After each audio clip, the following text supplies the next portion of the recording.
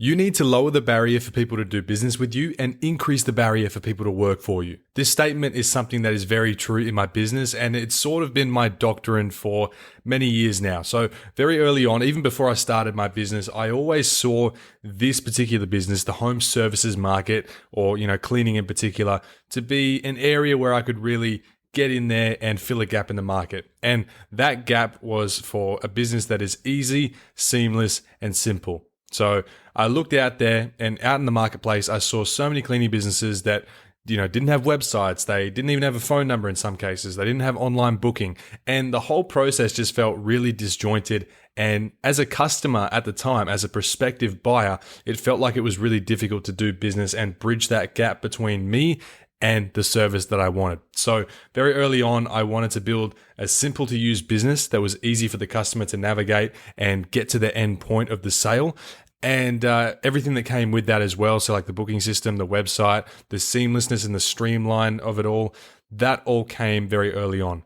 But as we all know, you get bitten by the business bug and you really start to nerd out on everything business related. So I became very, very hell-bent on numbers and optimization, and I started to test and trial a lot of things, and I was split testing things and doing all kinds of stuff to see if I could create the best system possible, the best funnels possible, the best model possible, everything. And so I quickly realized in order to move the needle a lot, in a lot of cases, you don't actually have to do much at all. And so here's a prime example. I increased conversion on my online quote form from 35% to 55%, which is an increase of 57% simply by removing 3 questions from the form.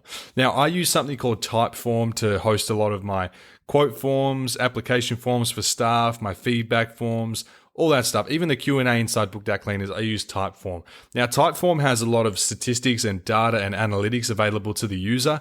And so one thing that really stuck out to me was I looked at my Typeform for the quote form for people to go and request a quote, and it gives you a completion rate percentage, which means out of all the people that have ever clicked on your form, this is the percentage that actually made it through to the end. And my percentage for completion on this form was hovering around 30 to 35%, which I thought was pretty poor. People going all the way to your website, they're reading the services, they're reading about us, they're clicking on get a quote, and they initiate the sequence to fill out this quote form, but then 65 out of 100 people are closing it out before they even finish it. And so straight away, I'm like, man, there must be something to this. There must be a reason why all of these people, 65 out of 100 people are not doing this quote.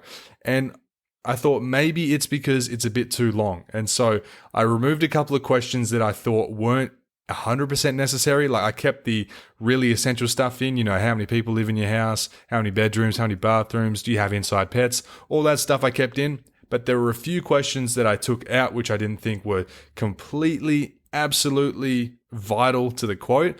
And I just sat back and didn't really think much of it. And then a couple months later, I remembered that moment. I remembered that epiphany where I was like, oh man, only 35% of people are actually filling out the quote form once they get on it. And I went back into my dashboard and I saw that my conversion rate had increased to 55%.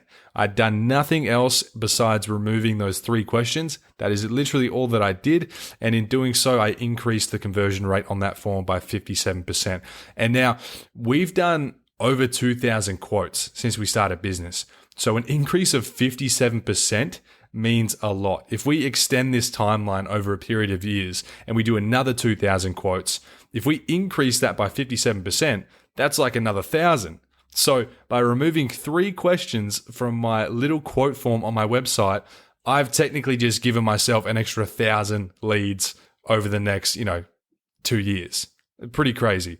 So yeah, this made it easier for the customer to do business with me because they could get through the form quicker. And, these days we're notorious for having attention spans similar to goldfish. So the more we do to play within the confines of people's short attention spans without sacrificing crucial information or key components, the more success we'll see. A lot of the time, it really is just that easy. You have to always offer the path of least resistance when it comes to sales and customer relations. Even with upsells, be super transparent and make the invisible visible to the customer when it comes to upsells. 99% of your customers probably have no idea what upsells you even have. I'm talking about things like oven cleaning, window cleans, spring cleans, upholstery cleaning, whatever it may be, things that you can add on to your existing service. Like if you're a window cleaner, maybe you can add on gutter cleaning.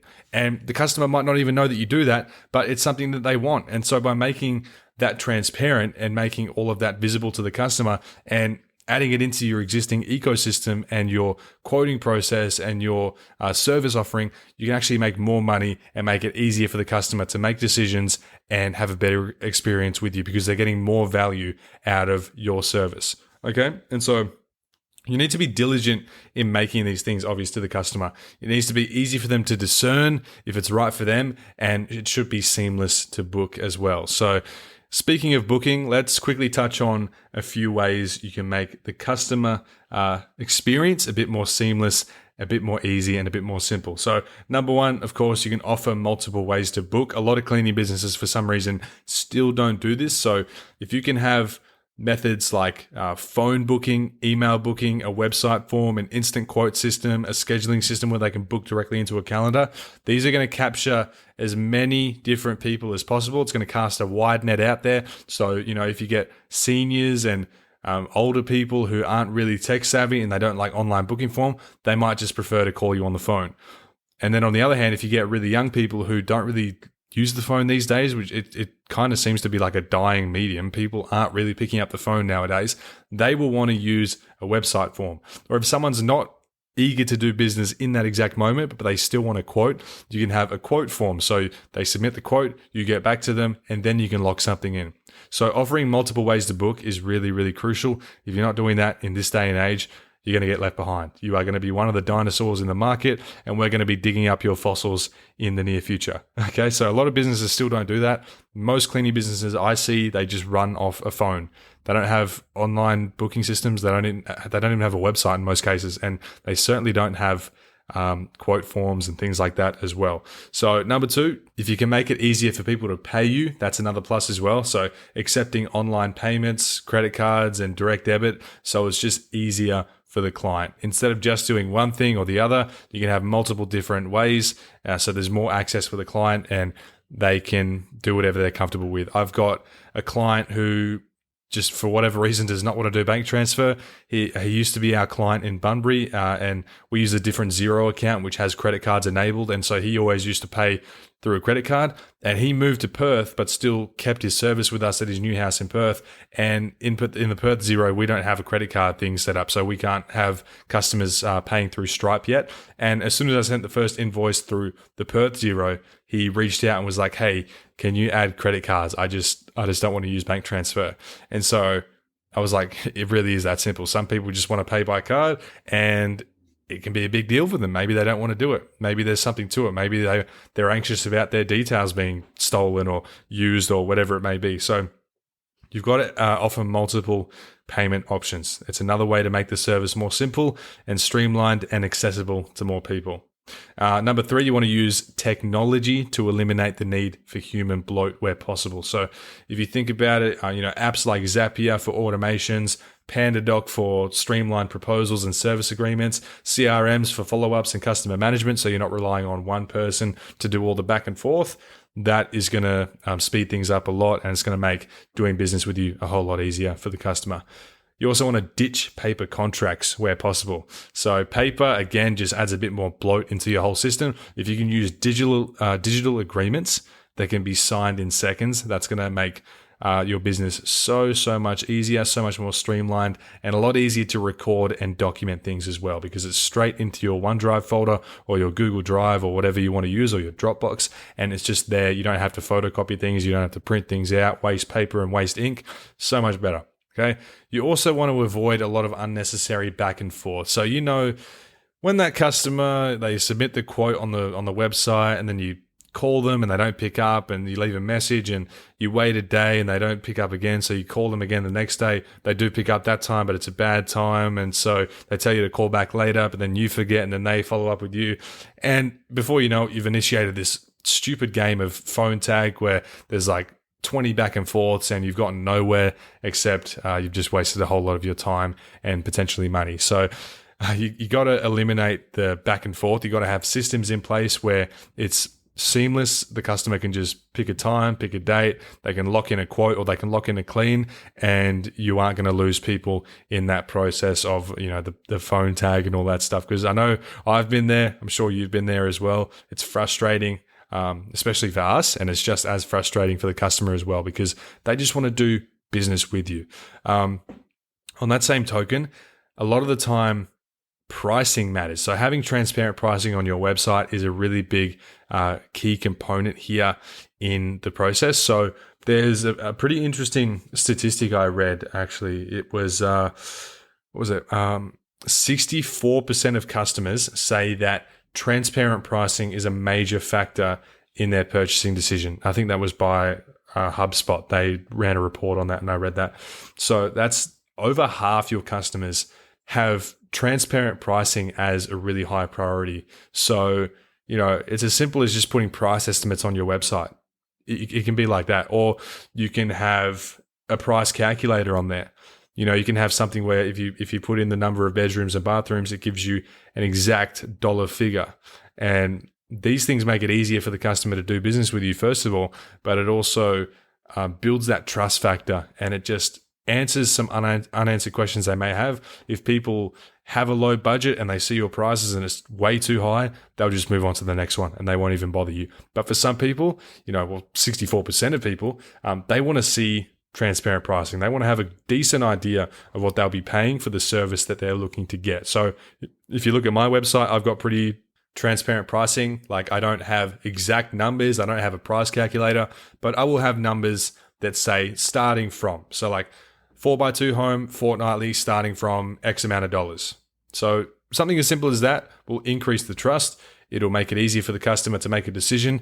And a lot of the time it may tip them over the fence and get them to book with you or request a quote. Another thing you can do is shift the perspective of what you're selling. So instead of selling cleaning, you're selling convenience, you're selling peace of mind, you're selling serenity, you're selling vitality, you're selling whatever. So instead of it just being cleaning, people pay for ease. So you can emphasize things like, we bring everything, you don't even have to lift a finger. I do quotes sometimes where the customer's like, do I need to supply anything? Do I need to supply a mop and a vacuum? So they have these questions in the back of their mind, and all we have to do is say like, no, we bring everything. You don't have to lift a finger. Just relax on the couch. We'll take care of the rest. Things like book in under 60 seconds immediately paints a picture in the customer's mind that it's easy to do business with you. It's easy to just simply book a clean in. They can request a quote. They can get called back within an hour. They can get it all done, and it's not going to take much time out of their day, and it's not going to be any hassle, which is the other thing, hassle free. You can have 100% satisfaction guarantees. So all of these things just make it easier for the customer to make a decision about using your business. And, the same thing is true for employees, except the inverse. So in the customer's case, we want to make it as easy as possible for them to do business with you. With employees, we want to make them work for it. We want to make it harder for them to join our business.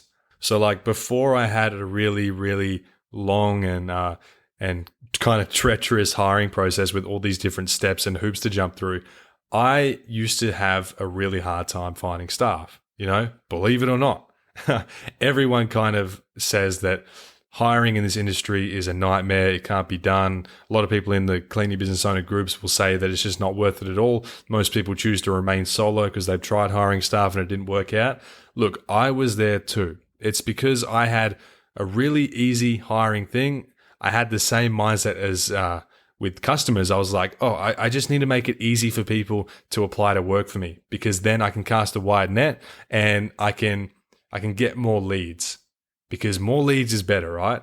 Well, not necessarily for hiring. With hiring, you want to have high quality leads. Okay, bar none. You want to make sure that everyone that applies to work for you is super high quality, so you don't need to waste time sifting through them, trying people, wasting money, wasting time, all that stuff. And so having a longer hiring process usually means better retention. So as soon as I increased the barrier to entry for my team, as soon as I added more hoops for people to jump through and made the hiring application form like 15 minutes long. If you go to my website and click the Join Our Team tab, you will see just how long that hiring form is. So I made that super long. I added a Zoom interview. So there's another 15-minute Zoom interview before they get anywhere near being an employee. Then after that Zoom interview, they go through a series of video and written modules inside our online training platform. They do get paid for that, regardless of if they join the team or not, but it's still another hoop for them to jump through. That's like half an hour to an hour as well. Then at the end of that, if they feel like they qualify and they think they'll be a good fit based on what we showed them in the videos and talked about, then they can do a paid trial shift. Now that's like a 3-4 hour shift. And again, they get paid for it regardless if they join the team or not. And so you can see already there's like 4 steps before they can even possibly become an employee. Whereas before, I would just take anyone. I would if they submitted a resume and said they put their hand up and said that I want to work for you, I was like, oh yes, I'll try you. And lo and behold, didn't work. A lot of people wasted my time. I got disappointed a lot, was let down a lot, and just got sent running around in circles and really, really demoralizing. It's really disappointing. It's a hard thing to go through, and you kind of just end up walking back with your tail between your legs, second guessing the whole thing. Is this right for me? Am I just not good at hiring? Is this the wrong decision? Should I go back to being solo? All of these things went through my head when I was first trying to hire until I figured this out. So we have to make the hiring process longer in order to get better results, in order to retain people for longer, because according to Glassdoor, which is a big online employment platform, companies with a structured hiring process will see 39% lower turnover, which is a very, very big jump. So I went from having an unstructured hiring process, people would just click a button, put their resume, attach that, and then I would call them up and be like, hey, do you want to clean? And they'd be like, yeah, I guess so. They would do it, find out they don't like it for whatever reason. They wouldn't tell me, but then a week later, it would become apparent. And before you know it, I've lost money, I've lost time, and I'm back to where I started. So then I created a structured hiring process. I added hoops for people to jump through. I made it harder. I increased the barrier to entry, and things got a lot better, much faster. So yeah, make sure you have your applicants going through a lengthy hiring process with lots of questions, maybe even a quiz. Make sure, you can even have them submit a short video about why they want the job or just talking about them. I know a lot of companies do that. I've got a friend who has a builder's clean company. He makes job applicants submit like a 30 to 60 second video of them just talking about themselves and why they think they would be a good fit for the role, blah, blah, blah. We don't do that, but that is an option. You can have a video interview like we do just over Zoom. It doesn't have to be in person because you do set yourself up for a lot of no-shows and it's just harder to do that. And that in itself is, some people are anxious. They might not feel comfortable doing that straight away. So video interviews are great. And it also adds another step in the process to make things more structured and add another hoop for someone to jump through. And then you can move them over to the paid trial shift. And all of that happens before they ever become a fully fledged employee. And another question I get asked a lot is, what do you look for on someone's resume? I don't look at resumes ever. I don't think I've ever looked at someone's resume. Maybe when I first started, when I was naive and didn't know what I was doing, I used to look at resumes and just be like, oh, they were a cleaner 17 years ago for 3 months. That's a good thing. That's a good sign, right? Like, no. People lie in their resumes. Resumes don't paint a clear picture of someone. Like, one of my employees, she's this 18-year-old girl. She actually told me the other week that she just flat out lied on her resume. And I was like, first of all, why are you telling me this? That's probably not something you should be telling your boss. But I was like, secondly, what did you lie about? And she said, basically, half her employment history, she just made up. It didn't happen. And there were some jobs where she left after a few months, but she wrote down that she was there for like 9 months or a year. And I was like, this is a little bit worrying. But she said, you probably didn't even look at my resume anyway. And I said, yeah, you're right. And, appreciate the honesty. She's a good worker. She's been with us for nearly a year now. So I think we're actually her longest standing job. And, pat ourselves on the back. I think that says something about us and our work culture. But anyway, here's a fact, 99% of resumes are useless. They just are. They don't mean anything. It doesn't paint a clear picture of who someone is. It doesn't give you a good indicator of if they're going to be a good fit for you just based on their past employment history. References are maybe the only good thing, but again, people can just put down anyone for that, and those people can say anything about them. So it's not really a great system to have. I wouldn't even recommend making people attach a resume. It's just completely irrelevant in this day and age. And so anyone can write a great resume, but what you want is proof of attitude and reliability. So there's a few solutions for this. You can have like a test task where there's a short training video with questions about what you do, core values, or even just your cleaning process that they have to answer. It could even be like a trial shift, like what we do. It can be a paid trial shift in addition to the quizzes and the training modules and stuff. So all of these things will give you a better idea and a better indicator of if someone is going to be the right fit for your team. Because if they won't do a 5-minute test, they're not going to last in the job. No brainer. It could even just be something that's built into your lengthy application process itself. So you can have a part in there, which is like a little quiz. You can say something about core values and then ask them to answer and get creative with their answers and all that stuff. But doing all of this also gives the applicant a better chance to weed themselves out. If you have a lengthy process, if you have modules and quizzes and information about core values and stuff, they might get an indicator that they're not a good fit for the role, or maybe they don't think that they will do well in a physical role. Maybe they don't think that the hours are going to work for them, and they will just self-select, which is great because then we don't have to waste time and money on them. So there's so many reasons why having a lengthy process with more and more hoops to jump through is so much more beneficial to not only you, but actually the applicant as well. Another fact is that your culture just isn't for everyone. So you can have an expectations document or a video explaining your company values. You can include hard truths, which is something I love to do. They can be things like, this is a high performance team. We don't tolerate lateness. We don't tolerate laziness, tardiness, whatever. You'll be held accountable and we expect excellence. You will get negative feedback and we expect you to be able to handle it. Things like this. You're just telling them hard truths. Or as I talked about in my recent Q&A with Booked Out Cleaners members, because I'm just starting out in Perth after building my Bunbury location of enhanced cleaning, our client base is, pretty spread out because we don't have as many clients here yet. So I've been really underselling the idea of working for enhanced cleaning in Perth just by saying things like, you'll be doing a lot of travel from home to work because when you're here and don't have the freedom of choice when it comes to new clients and areas, you won't be able to pick and choose your clients that you like for that reason. And shifts will be quite irregular and not many hours will be consistently available. However, even though I'm underselling the role, I'm massively over delivering to keep them engaged. I'm giving them higher base pay, more incentives, and obviously, we have a great work culture. I've retained all of my Perth staff so far, besides 2 people that we had in training and just didn't work out. But so far, very, very good. And here's something that you've probably never even thought of before.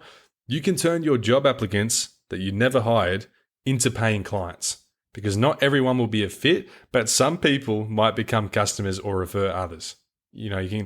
Every person that applies to work for you, hopefully, has a roof over their head.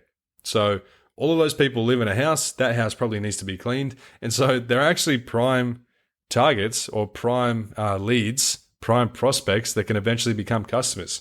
So if you can capture their emails and put them into an email drip sequence, you can actually convert job applicants that didn't work out or just didn't join your team for whatever reason, and you can turn them into customers. We get hundreds of job applicants every month, and they're all prospective customers too. They fit the profile.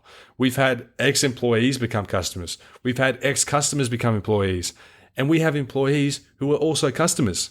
Mind you, they get a hefty discount, but the opportunities are endless. Now, full disclosure, I've never tried that. I've never needed customers to the point where I'm going to my past job applicants as a lead source.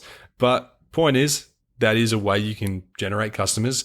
If you look at it, it's like a massive honeypot of qualified leads that you have all of their info and they've willingly given it to you. So you can actually market to them ethically and legally. So yeah, that's something that not many people think of. It's a bit of an obscure way to get customers, but I can tell you now, it will work. So yeah, I actually had someone apply to work for me the other day who was a customer in Bunbury, but they'd moved to Perth, and because she's seen my TikToks and she's always she always had different cleaners coming to her house and they were all lovely and they spoke highly of the job.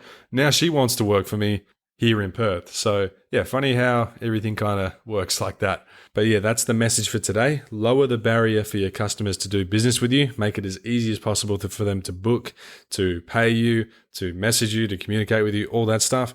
And make it harder. So raise the barrier for people to work with you and to work for you.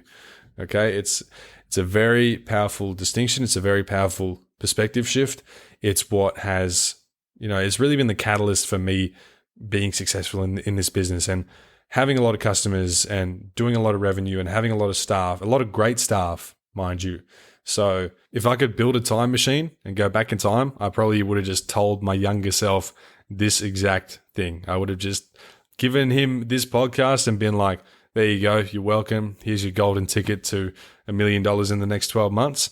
And I would have been off to the races a lot quicker. So it really is that simple sometimes. Don't get bogged down in the details. Don't think that it's bigger than it really is. Sometimes you just need to put your head down, make a few adjustments, shift your perspective, shift your way of thinking, your mindset, and just get shit done. So, yeah, that's the message for today.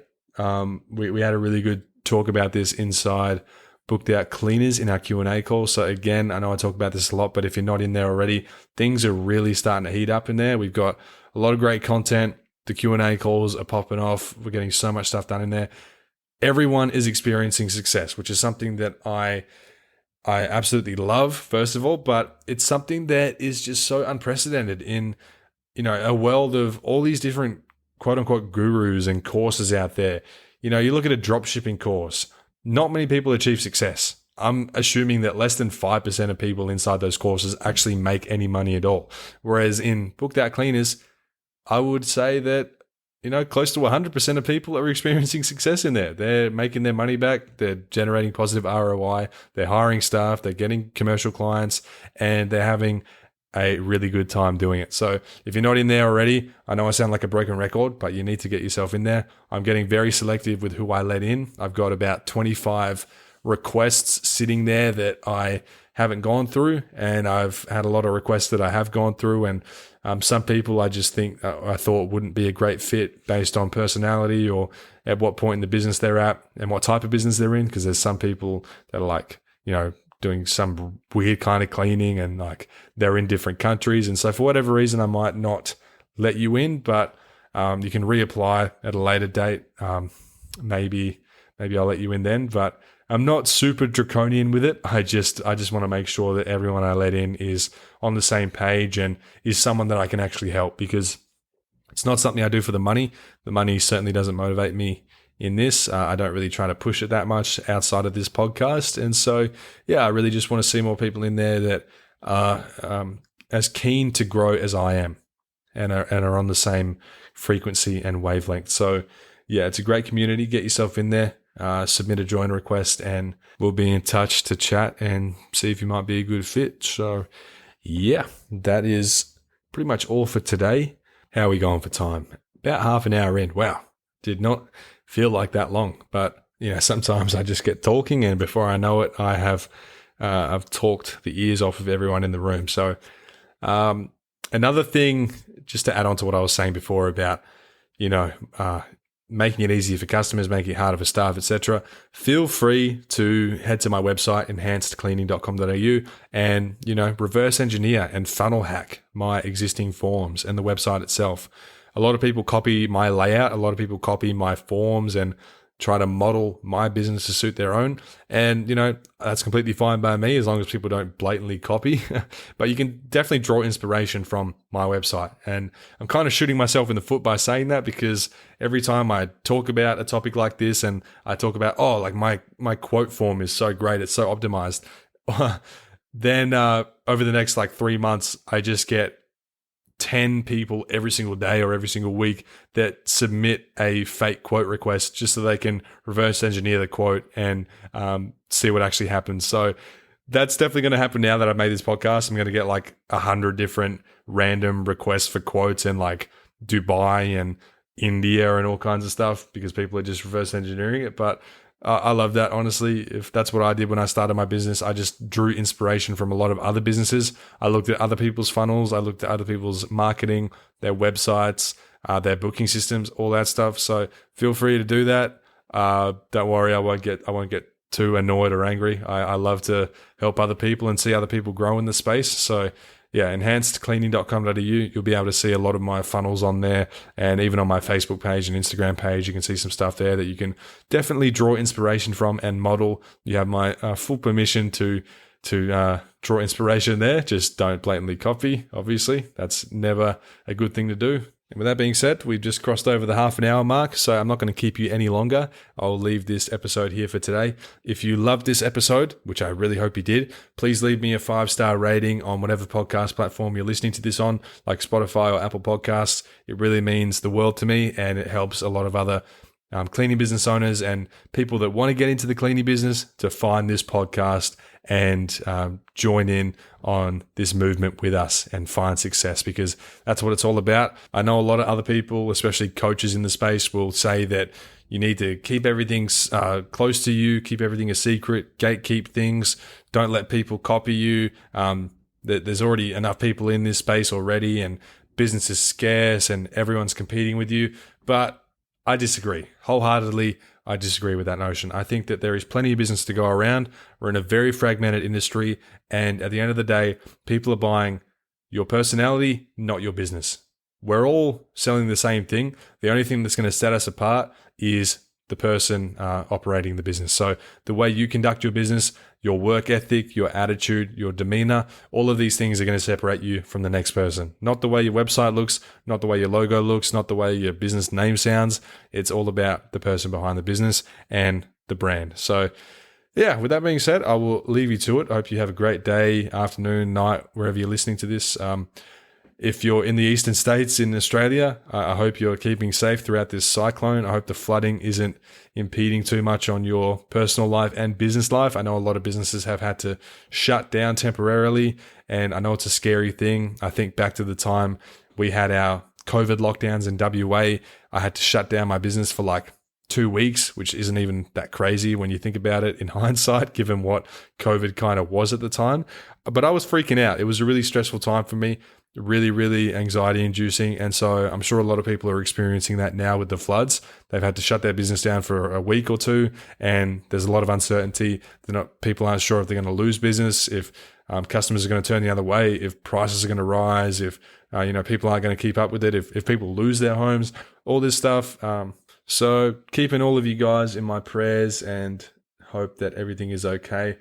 Please reach out to me if you're affected by cyclone or the floods and you just want maybe a bit of reassurance about things, or if you want some help, finding your feet again. I'm always happy to help people, especially going through a tough and unprecedented time like this. So I'll end this episode off here.